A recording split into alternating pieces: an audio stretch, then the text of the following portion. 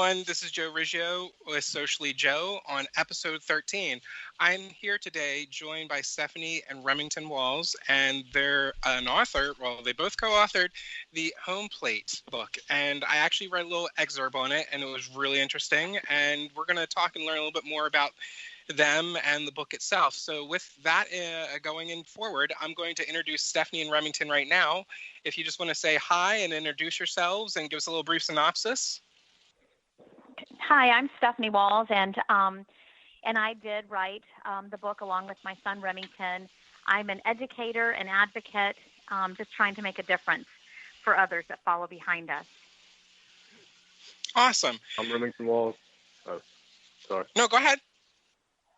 I'm Remington Walls, and I co-authored the book HOMEPLATE with my mom. I'm a 20-year-old student at Valdosta State University battling eosinophilic esophagitis, and we're just trying to inspire other people to know that no matter what you're going through, that you can get through it. That's great. So now that you gave us a little bit more information about yourselves, let's dive a little bit more into the book. Like I said, I read a little excerpt on it, and it was wonderful, and I loved it. This is an incredible story of a boy who can't eat food, but when did your family know something was actually wrong at that time? It all started when... Go ahead, son. Go ahead. When Remington was a baby, he couldn't drink formula. I couldn't nurse him. So we knew something was wrong just right out of the gate. And then even as he got a little older, we kept changing the formula. And then when he started eating food, he couldn't keep it down. It was just constant vomiting, diarrhea. He wasn't getting his nutrition that he needed. He was on the very low end for weight. He was never where he needed to be. And it wasn't until he was age 3 that he was diagnosed with eosinophilic esophagitis. And then by age 4, he was removed and taken off of all food just because it was damaging his body so much. Gotcha. Did you want to add to anything to that, Remington? Okay. So how did Remington, I know like there are certain times when people had to have feeding tubes, but how did Remington not have to get a feeding tube? Well, Remington, so the reason why people have to get feeding tubes with this disease is simply because they can't physically drink enough of the formula to sustain them properly. And so with Remington, he just always had a passion for baseball. He started playing baseball, believe it or not, when he was 4. And so he always knew that if he couldn't drink enough, he would have to get a feeding tube, and then that would stop him from playing the sport because he wouldn't be able to dive, or to slide into bases. And so he just kind of made his mind up, and he was just focused on, okay, how many juice boxes do I need to drink today? And we would just map it out for him. And so he knew by the end of the day how many he had to have. And so he just always stayed focused on his nutrition. And then even today, he is still the same way. He knows how many he has to have for his caloric intake, and it's just a matter of keeping track of what he is drinking and how many more he needs to finish the day. Okay, that's really good. Obviously there's certain nutrition needs that have to be met by everyone, and it's, after reading the excerpt and then also hearing about certain other things in people's lives, people's bodies are different. So what did Remington use as nutrition as a whole? I'm sorry? He uses the Neocate Splash, and it's a product. It's an elemental formula product that is totally encompassed into just one formula. And so it's produced by Neocate, and it's just called Splash, and it meets all of his nutrients, vitamins. It gives him all of the protein that he needs from an amino acid standpoint. Okay. Did you want to add to anything to that, Remington? No, she pretty much took the words right out of my mouth. Yeah. if you want to say anything, please, I don't want to keep you in the back. If you want to say something, just be like, hey, I got something to say. But no, and you know what? I'll. Go ahead, Ma. I was going to say, I'll be quiet. I'll let you answer first. How about that? All right. Okay. Well, you already took all the answers out my mouth. Well, here, I got a question for you, Remington. Maybe you got this one, okay? So, the book was written to share your story and why it's called Home Plate. So, can you give us a little bit more why it was called Home Plate and why, a little bit more about it? Yeah. So the book is called Home Plate just because of my life centered around baseball, as well as around the dinner table. Trying to adjust the new normal with no food and still trying to, be with the family in a family environment, sitting at the dinner table, just acting like everything's normal. So we came up with the title Home Plate. Just it kind of solidifies a good meaning towards everything that we've gone through. And actually, I love how you guys came up with the name Home Plate, because not only did you express the interest in baseball, which we know Home Plate is where you want to go, but we also know that with sitting at a dinner table, you're at home with a plate. So it's really a dual meaning, and I love how you guys came up with that. Well, thank you. Yes, I just love it. But how, either one of you, take your time, doesn't matter. How hard is it to live like this, and how does not eating like burgers, pizzas, no holiday meals, birthday cake as a kid, how did that really, affect you in some way when you saw some people, able to enjoy and you weren't able to enjoy? Because I know that's got to be heart-wrenching.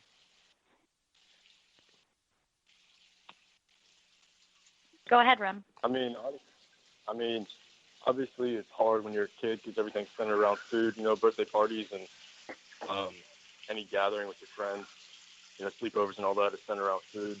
Everybody at birthday parties has cake, and whenever you go over to a friend's house, everybody always wants to go out to eat.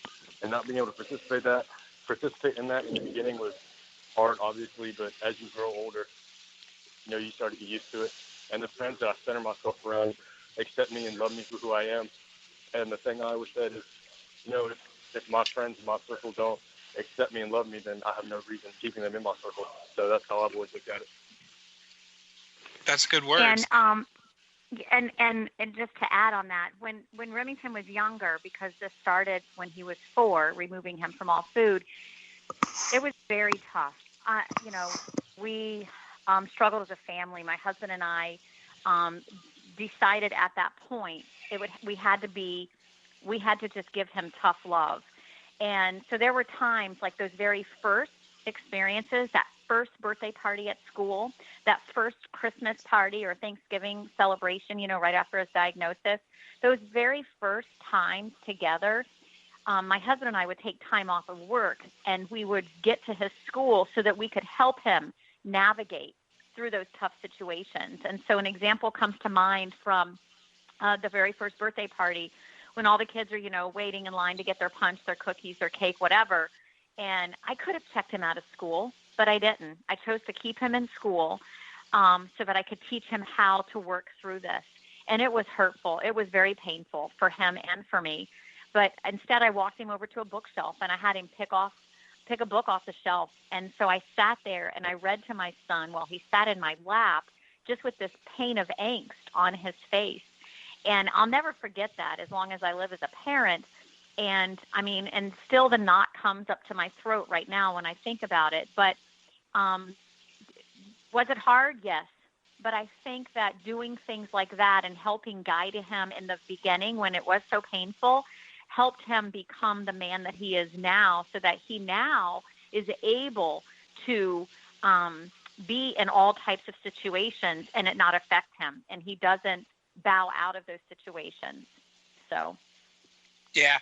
And I in that excerpt that I read, I kind of get where you're coming from. And to give you a little history on me a little bit, I was raised with allergies and asthma, so when I was first born, I couldn't eat a lot of foods, but obviously as I grew older, I was able to ingest more foods, and, you know, you don't have allergies, but you hear about people with eating disorders and allergies that, you know, can't participate in so many aspects of a childhood in school and whatnot. And, you know, how do parents overcome these type scenarios? So I know friends and family that would send in like certain meals and said, this is for this, and, you know, this is how you do this and whatnot, and they would cater and do. But that's wonderful that you were able to, you know, during those times to sit with your kid and know that even though they couldn't still be part of it, they're still part of it, because you didn't shun them from that, because they had to experience it, but they just had to see it in a different way of light, because obviously Right. Remington's an older person now, and, you know, he might be put into a situation where, you know, he's going to have to sit there and say, well, I can't do, but I can do this because I learned. So Right.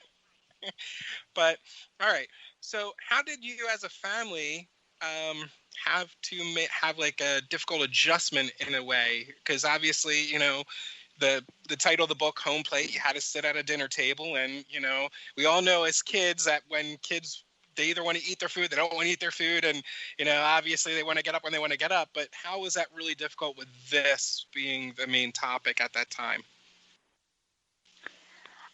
Well, in the beginning, when we first came home right after the diagnosis of removing all food, we dealt with it all wrong. We became closet eaters. And so my husband and I would take turns going into our bedroom, which was across the other side of the house from the kitchen, and we would eat our dinner.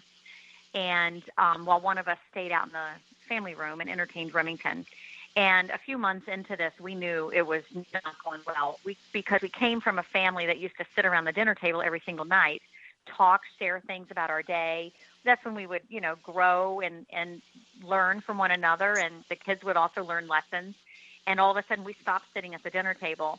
And it wasn't until my husband and I had gone to a marriage seminar by Gary Chapman, Dr. Gary Chapman. He's the writer of the Five Love Languages.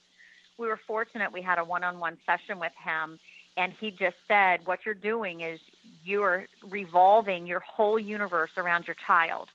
And everything that your marriage, your family is going to break apart if you continue to do that. He has to face the certainty of knowing that, unfortunately, his only source of sustenance right now is that juice box, and your source, it comes from food.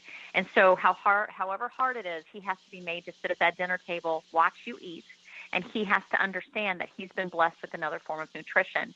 And so from there on, that's exactly how we treated it. We came home. Was it easy? No, it was hard. I mean, kicking and screaming. He was sitting at the table, but we ended up doing it. We had a little conversation starter that we had on our table, and instead of focusing on, oh, this tastes good, or, you know, I don't like this, we focused on conversation. So it was just one question, and we would take our turns going around the dinner table, answering that question. And then we would share about our day. So we slowly got back into that. And then I'll let Remington share, you know, what it was like when he first sat down at the table and how, you know, he would have to smell the foods and stuff. Sure. Go ahead, Remington. Tell us your point of view of how this happened, like how this affected you in a certain way at the beginning. Just from the standpoint of with the family. Well, yeah, as like you were now forced to sit at a dinner table, and obviously they were now going to eat food in front of you, but you knew that you can only have this type of nutrition.